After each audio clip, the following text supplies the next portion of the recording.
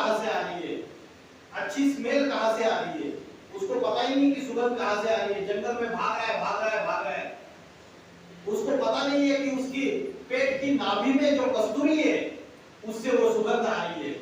वैसे मनुष्य का हालत हो गया, सारी दुनिया में भाग रहा है कि मेरे को सुख चाहिए, शांति चाहिए, आनंद चाहिए, और उसको कहीं सुख नहीं मिल रहा है। साधन ढूंढ रहा है, रेफ्रिजरेटर खरीदेंगे अभी बहुत सुख शांति आएगी घर में, वॉशिंग मशीन खरीदेंगे अच्छा वाला ऑटोमेटिक, अभी सेमी ऑटोमेटिक है, उससे सुख शांति आएगा। फिर बोलेंगे एरोप्लेन से थोड़ा ट्रैवल करेंगे, मुझे बहुत सुख शांति मिलेगा। फिर बोलेंगे 12 ज्योतिर्लिंग में जाके आएंगे, तीर्थ यात्रा 4 धाम घूम के आएंगे तो सुख शांति मिलेगा। लेकिन 4 धाम घूम के आने के बावजूद भी दुख और अशांति वैसी की वैसी है। हम रिश्तेदारों में, अपने फ्रेंड सर्कल में, अपने बीवी बाल बच्चों में सुख शांति ढूंढते हैं, वहां भी नहीं मिल रहा है हमको। तो साधनों में, व्यक्तियों में और रिश्तेदारों में, संबंधियों में सुख शांति ढूंढा, वो जैसे हिरन भाग रहा है ना सारी दुनिया में, अरे मेरे को कहां से स्मेल आ रहा है, अच्छा स्मेल कहां से आ रहा है, कहां से सुगंध आ रही है, वैसे मनुष्य भाग रहा है सारी दुनिया में। साइंस के अलग अलग साधन मनुष्य ने इकट्ठा कर दिए। अभी अमेरिका, यूरोप, इन्होंने सारा साइंस लाया, साइंस का प्रचार किया सारी दुनिया में। क्या अमेरिका में जाओ, क्या वो लोग 100% सुखी और शांति है क्या उनके पास? आज वहां गन कल्चर है, गन कल्चर। वहां के लोगों ने मेरे को बताया, एक भाई साहब है वो अमेरिका में, उनका पूरा फैमिली रहता है, वो बोलते वहां छोटे छोटे बच्चे 10-15 साल के ऑटोमेटिक गन लेते और उनको गुस्सा आता है तो 100 200 लोगों को मार देते हैं। Gun culture. तो ये हिंसा, ये कहां से आया? साइंस के साधनों से आपने दुनिया को विनाश के तरफ लेके गए, दुनिया को दुर्गति की तरफ लेके गए। तो साइंस के साधन थोड़ा सुख देते तो दुख भी बहुत ज्यादा देते हैं। तो साइंस के साधनों से भी हमें 100% सुख शांति नहीं मिल रही है। इसलिए हमें आत्मा का ध्यान करना पड़ेगा। ये सुख और शांति यहाँ पे क्या लगाती है? बिंदी लगाती है। और पुरुष लोग क्या लगाते हैं? यहाँ पे टीका लगाते हैं। तो ये बिंदी लगाना और ये टीका लगाने की ये जो परंपरा है, ये द्वापर युग से शुरुआत हुई। जब भारत के ऋषि मुनियों को ये पता चला कि मनुष्य देहाभिमान में आ रहा है, बॉडी कॉन्शियसनेस में आ रहा है, शरीर को ही सब कुछ समझ बैठा है, शरीर की इंद्रियों को ही सब कुछ समझ बैठा है, शरीर के इंद्रियों के भोग भोगना, इसको ही सब कुछ आनंद परमानंद समझ बैठा है। उसको पता ही नहीं इस शरीर को चलाने वाली जो प्राण शक्ति है वो आत्मा है, वो मेरा असली आइडेंटिटी है। क्योंकि शरीर विनाशी है, मरने के बाद शरीर या तो जला दिया जाता है या तो जमीन में गाड़ दिया जाता है। हम रोते रहते हैं, लेकिन उसकी आत्मा ने 1 सेकंड में दूसरी मां के गर्भ में जाके प्रवेश किया है। आत्मा यहाँ से एक शरीर छोड़ के दूसरा शरीर धारण करती है, दूसरा छोड़ के तीसरा धारण करती है। इसलिए श्रीमद् भगवत गीता में बोला है, जातस्य ही ध्रुवो मृत्यु ध्रुवं जन्म मृतस्य च। जिसका जन्म है उसकी मृत्यु निश्चित है, जिसकी मृत्यु होती है उसका फिर से जन्म निश्चित है। तो आत्मा अजर अमर अविनाशी है और शरीर विनाशी है।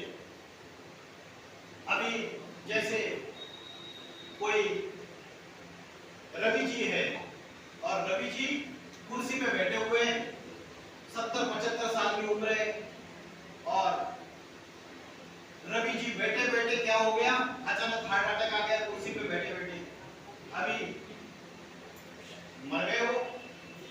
तो वहां पे लोग आए, बोलते अरे रवि जी चले गए। क्या बोला? रवि जी चल बसे। लेकिन रवि जी का शरीर तो वैसे ही है जैसे बैठे थे, तो चला क्या गया जिसके लिए आपने बोला रवि जी चले गए? रवि जी स्वर्गवासी हो गए, तो क्या चला गया? आत्मा, जो जिसकी वजह से वो बात कर रहे थे, आंखों से जिनके रोशनी निकल रही थी, कर्मेंद्रियों से हलन चलन कर रहे थे, वो आत्मा हमारी असली आइडेंटिटी है। वो भ्रुकुटी के बीच में यहाँ पे बैठी हुई है। तो इसलिए यहाँ पे बिंदी या टीका लगाने की परंपरा शुरुआत हो गई। तो श्रीमद् भगवत गीता में भी बोला है कि भ्रुकुटी के बीच में प्राण शक्ति स्थित है। तो शरीर जो है वो 5 तत्वों का पुतला है, जल, वायु, अग्नि, पृथ्वी, आकाश। ये 5 जड़ तत्व है।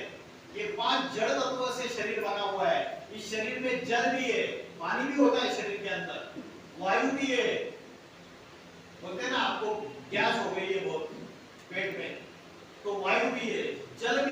उसको याद करके 1 सेकंड में और बच्चे को हिचकी आती है वहां से, और बच्चा को लगता है कि माँ ने मेरे को जरूर याद किया है करके। ये वाइब्रेशन की और मन के बुद्धिमान की ताकत है, ये हमारी आत्मा की ताकत है। लेकिन आज हम उसको भूल गए, ये साधनों में फंस गए, ये सारे साधन आ गए, इसमें ही फंस गए।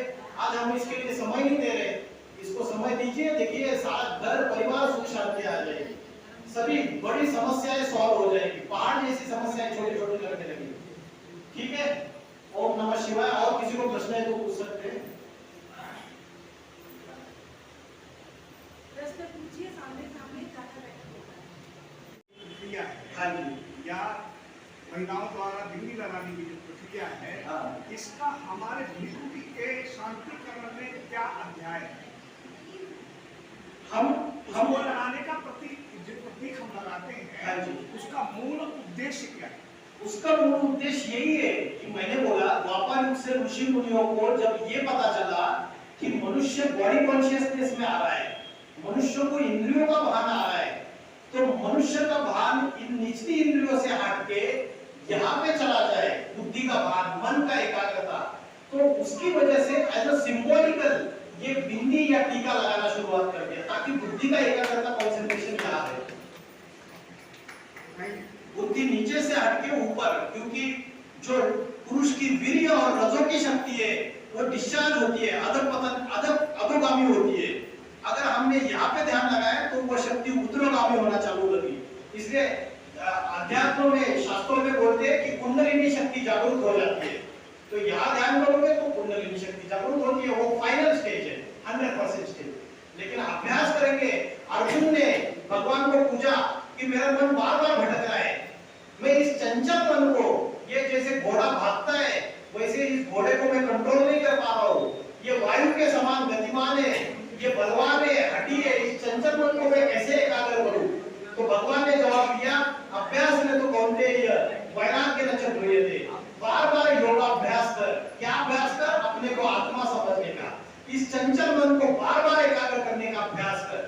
अभी इसमें जो डिटेल्स है, आपको 7 डेज का कोर्स करेंगे तो सबको बहुत गहराई है हर चीज को, और आप प्रैक्टिकल अपने घर में रह के ये फॉलो कर सकते हो हफ्ते में एक बार भी, क्योंकि कलयुग में सत्संग करना जरूरी है, क्योंकि कलयुग में सबसे बड़े दोष है संग दोष और आत्म दोष। तो सत्संग माना एक सत्य परमात्मा का संग। तो हफ्ते में एक बार भी आप कोई सेंटर में कोर्स बेस करते हो और फिर आप अपने घर में फॉलो कर सकते हो, इतनी सहज प्रक्रिया है ये।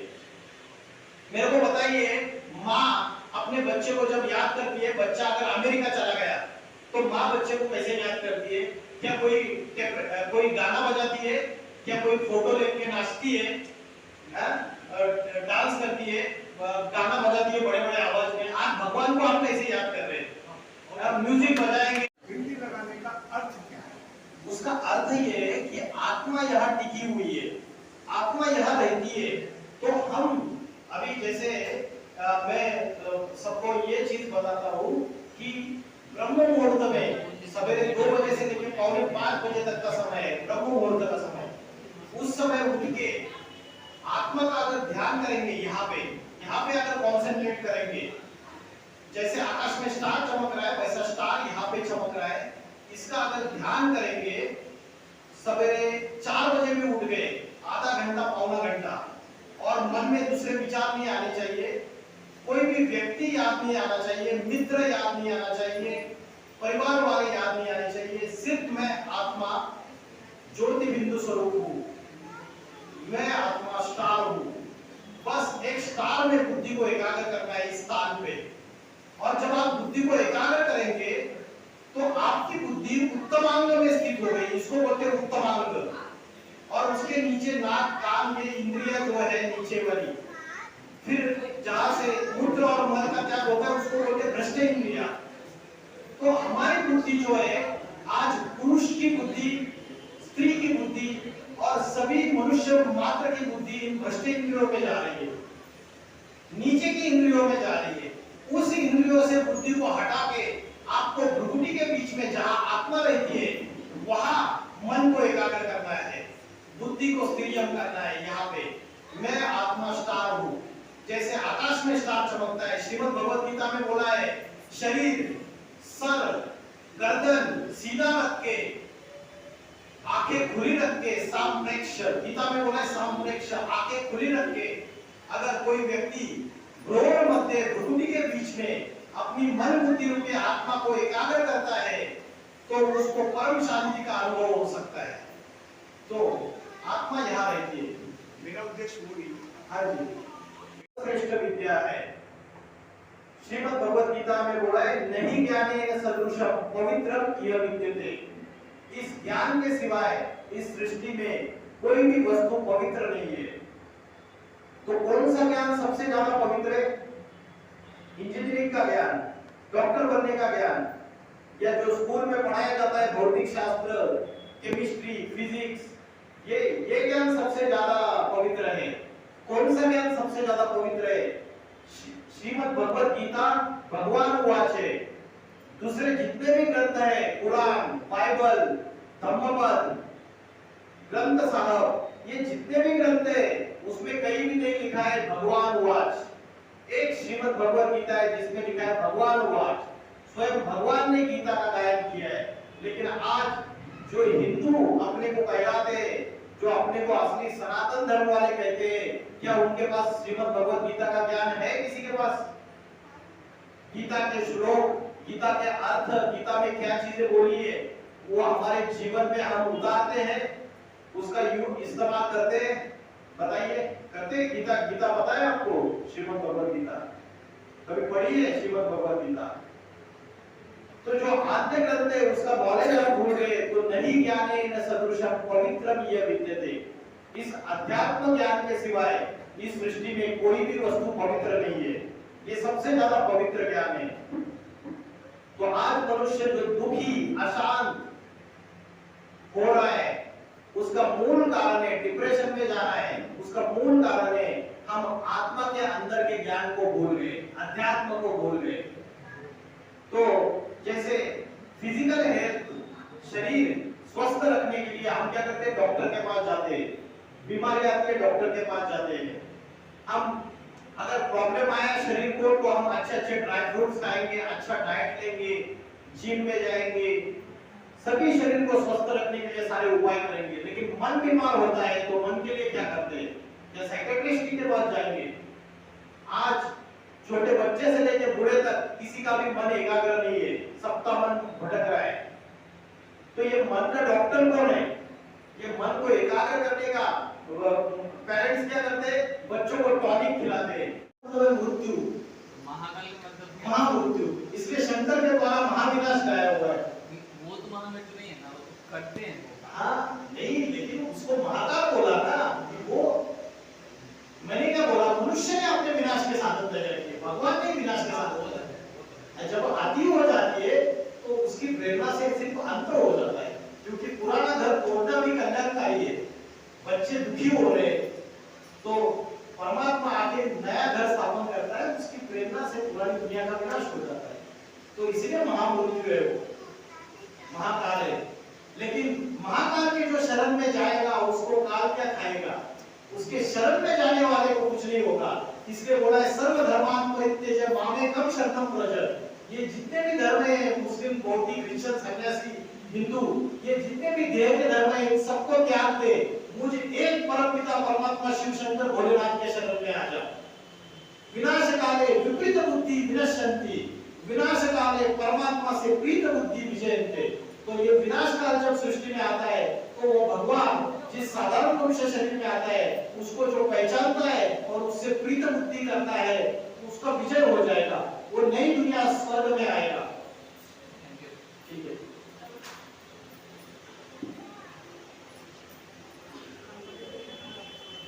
चली जाती है। वैसे मृत्यु ये प्रकार का एक्सीडेंट है। तो उससे क्या होता है? आत्मा जब नया जन्म लेती है तो उसके वो जो पुरानी यादें है वो भूल चुका है, मर्ज और इमर्ज है। लेकिन जब तबला सामने आएगा उस बच्चे के तो फिर से इमर्ज हो जाएगा वो, उसको फिर से वो, क्योंकि वो रिकॉर्ड में नूत है, वो आत्मा की रिकॉर्ड है। जैसे कैसेट होती है, कैसेट में गाने बजते हैं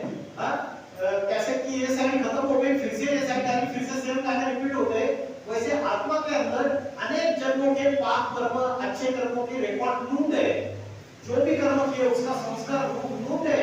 इसीलिए किसी गांव में हम पहली बार जिंदगी में जाते हैं और बोलते हैं अरे ये गांव जैसे देखा हुआ लग रहा है, मैं तो पहले आया हूँ इधर, मुझे पता है ये झाड़ इधर है, ये घर मैं आया हूँ, ऐसे लगता है ना। ऐसे क्यों लगता है?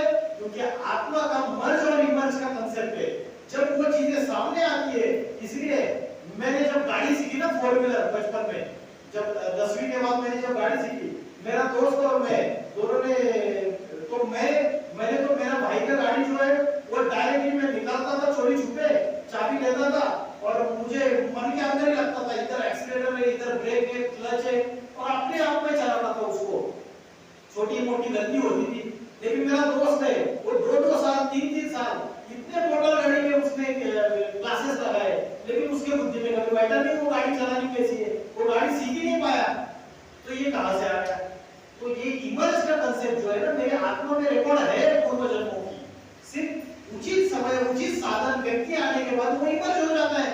जैसे रास्ते से जा रहे भीड़ है और पहली बार कोई लड़की दिखती है और लगता है कि अरे देखते ही रह जाते, दुनिया में तो ढेर सारी हजारों लड़कियां दिखी है, लाखों लोग देखे, स्कूल में गए, कॉलेज में गए, उनको ऐसा क्या लगा? घर में जाते हैं तो भी स्मृति हट नहीं पाती है, खाना खाते हैं स्मृति हट नहीं पाते, किसी चीज में मन ही नहीं लगता है। कहाँ का संबंध है? पूर्व जन्मों का संबंध है।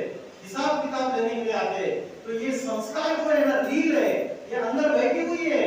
हमने जो अनेक लोगों से, अभी आप लोग क्यों मिले? 800 करोड़ की दुनिया है, दुनिया की जनसंख्या 800 करोड़ है, आप सभी का मेरे से हिसाब किताब है पूर्व जन्मों का, और वो कार्मिक अकाउंट्स मुझे चुप्पू करने हैं। इसलिए मुझे दिल्ली से यही आता है 5 पाड़ा में, दूसरी जगह नहीं जाना है, वो भी शांति मुझे अपार्टमेंट में ही आना है। हिसाब किताब है वो चुप्पू करना ही करना है। आत्मा के अंदर रिकॉर्ड है पूरी अनेक जन्मों की, इन सबसे हिसाब किताब है हमारा सबका एक दूसरे से। मान्यताएं बनी हुई है हमारे यहाँ। अध्यात्म को जो है ये तीसरे स्टेज में वनाश्रम में ही उसको मान्यता मिलती है। हमारे हिंदू धर्म के अनुसार 4 आश्रम है ना, संन्यास आश्रम, वानप्रस्थ आश्रम, गृहस्थ आश्रम, वानप्रस्थ। ऐसे में हमें वनाश्रम के समय जो है अध्यात्म को जो है अपनाने का एक उपदेश दिया गया है हमारे धर्म के अनुसार। तो इसमें जैसे आपने कहा कि हम गृहस्थ आश्रम में रहते हुए भी अध्यात्म को अपना सकते हैं, ये शिव की महिमा है। हमारे यहाँ शिव एक गृहस्थ आश्रम में रहते हुए अध्यात्म, लेकिन हमारे जितने भी देवता हैं वो गृहस्थ में रहते हुए अध्यात्म की गुणगान या अध्यात्म की भूमिका पे चलने के लिए उन्होंने प्रेरित नहीं किया। ऐसे में आपका क्या कहना है? इसलिए आपने जो उदाहरण दिया शिव शंकर भोलेनाथ का, वो नंबर 1 गृहस्थी है, नंबर 1 बैरागी भी है, और नंबर 1 आदि योगी है। हमेशा शिव शंकर भोलेनाथ को ध्यान पे बैठा हुआ दिखाया, आदि योगी बोलते हैं, योगेश्वर बोलते हैं। तो वो ऐसी महादेव, देव का देव महादेव बोला है ना, तो सबसे नंबर 1 देवता है वो, सब देवताओं का नंबर 1 देवता है महादेव। तो वो गृहस्थ में रहते हुए एक आदर्श दिखाया उन्होंने कि गृहस्थ में रहते हुए भी वैरागी स्वरूप अपनाया जा सकता है। माना सांसारिक कर्तव्यों को करते हुए डिटैच, अनासक्त, डिटैच रहा जा सकता है। जैसे कमल का फूल होता है, कमल का फूल कीचड़ में रहता है, लेकिन उसकी पंखुड़ियों को कीचड़ स्पर्श नहीं कर पाता। ये कीचड़ की दुनिया है, हमें अलग अलग चीजों का कनेक्शन आता है, उसके बावजूद हम उससे उपराम रह सकते हैं। अभी इन्होंने बोला वानप्रस्थ आश्रम की बातें उसी समय हमें करना चाहिए हमारे आध्यात्म। तो शास्त्रों में जो बातें लिखी है उसका गहरा अर्थ है। आज कलयुग में जब पापों की आदि हो गई, तो मैं बोलता हूँ ये छोटा बच्चा भी वानप्रस्थी है आज की तारीख में। उम्र के ऊपर मत जाइए, 60 साल की एज मत जाइए, आज ये छोटे बच्चों को भी वैराग्य है, ये वानप्रस्थ अवस्था है। क्योंकि विकारों की, पापों कर्मों की अति हो चुकी है सृष्टि में। वाइब्रेशन के जो है ना, जो तरंगे है, वो सारे पापों में ही दुनिया बन चुकी है, अंधकार है ये पूरा, क्या अज्ञान अंधकार। तो ऐसे समय छोटा बच्चा भी वानप्रस्थी है आज की तारीख में। तो ऐसे समय हम जो भी कर्म कर रहे हैं, वो कर्म करते हुए हमें अध्यात्म को जीवन में धारण करना चाहिए। दैनिक जीवन का क्या प्रभाव? हाँ, गीता में कर्मयोग बोला है, कर्मयोग। मतलब जरूरी नहीं है कि सन्यासी के वस्त्र पहन के सब कुछ छोड़ छाड़ के जंगल में चले जाओ, जरूरी नहीं है। गीता बोलती है कर्म संन्यास करने से कर्म योग विशेष्यते, कर्म संन्यास करने के कर्म योग विशेष है। तो गृहस्थी में रहते हुए श्रीमद् भगवत गीता में बोला है, ए नर अर्जुन, वो ऐसी करनी कर कि नर से नारायण बन जा, और ए नारी द्रौपदी, वो ऐसी करनी कर कि नारी से लक्ष्मी बन जा। तो अर्जुन और द्रौपदी ये गृहस्थी थे, ये सन्यासी नहीं थे। तो गृहस्थ आश्रम का पालन करते हुए हम कर्मयोग का अभ्यास कर सकते हैं। तो कर्मयोग का अभ्यास क्या होता है? जब आप कोर्स करेंगे, गहराई में जाएंगे, तो आपको पता चलेगा कि जैसे कोई स्त्री है, घर में खाना बना रही है किचन में, तो उस समय भी वो आत्मा का अभ्यास करती है, मन को एकाग्र करने का अभ्यास कर सकती है। प्रक्रिया है, आप प्रैक्टिस करोगे तो आपको 100% अनुभव होगा। ऑफिस में काम करते समय भी अपने मन को आप यहाँ पे कंसंट्रेट कर सकते हो। आप कुछ भी गाड़ी चला रहे हो तो भी कर्मयोग माना जो भी कर्म कर रहे हो आत्मा की स्मृति में परमात्मा को याद करते हुए कर्म करना, इसको बोलते हैं कर्मयोग। उससे हमें अहंकार भी नहीं आता है कि मैंने किया, ये मैं हूँ, ये मैं कर रहा हूँ, ये अहंकार भी नहीं आता है। और हम हर एक कर्म उसकी याद में करते हैं तो हमें हल्का बनाता है, उससे भारीपन नहीं आता है, और उससे हमें शांति और सुख का अनुभव करके हम प्रैक्टिकली, जैसा कि हमारे आत्मन में कर रहे हैं, इसको लेके आगे इतना अच्छा ज्ञान है आपको। जो आप कंसंट्रेशन करते हैं, मान लीजिए सुबह 2 मिनट कर रहे हैं या 5 मिनट कर रहे हैं, इससे आपको डायरेक्ट कनेक्शन मिल रहा है प्रभु से। हम लोग सवेरे 3 बजे उठते हैं, रोज 3 बजे हम रोज उठते हैं, 3 साढ़े 3 बजे, जिसको ब्रह्म मुहूर्त का समय बोला जाता है। और उस समय उठ के हम आत्मा का अभ्यास करते हैं, मन को एकाग्र करने का अभ्यास करते हैं। लेकिन आत्मा की बैटरी को चार्ज करना है तो परमात्मा से कनेक्शन करना है। और परमात्मा वो हीरा जहाँ जिस शरीर में अवतरित हुआ है, उससे डायरेक्टली हम उसको याद करेंगे। जैसे बच्चा अपनी माँ को याद करता है, बच्चा स्कूल में जाता है तो अपनी टीचर को याद करता है, वैसे भगवान भी जब प्रैक्टिकली आएगा तभी उसको यथार्थ रूप में याद कर सकते हैं। आज तो हम उसको प्रतीकात्मक रूप में मंदिर में याद कर रहे हैं, सिंबॉलिकली, लेकिन कभी तो ऐसा समय रहेगा इस सृष्टि पे वो साक्षात आया रहेगा। तो वो जो समय है, तो हमारी जो प्रक्रिया है, हम प्रातः समय करते आज कई सालों से कर रहे हैं, और जरूर उसकी फायदा है हमको। हमारे श्रीमद् भगवत गीता में बोला है कि योगः कर्मसु कौशलम्, योग से कर्मों में कुशलता आती है। तो जो भी कर्म करेंगे हम एक्सेलेंट हो जाएंगे। अगर वकील बन के कर्म कर रहे हैं तो जरूर उसमें कुशलता रहेगी। जो भी जीवन में कर्म कर रहे हैं उसका फायदा हो रहा है। और जीवन में आज जब मुझे ज्ञान नहीं था ये सारा, तब मेरे जो कर्म थे और आज जो मेरे कर्म है उसमें अंतर है।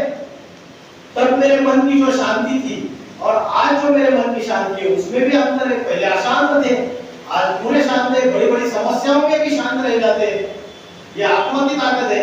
आत्मा का अभ्यास करते इसलिए वो परिस्थितियां पार कर जाते हैं इजीली, कुछ भी नहीं लगता है। अच्छा, अध्यात्म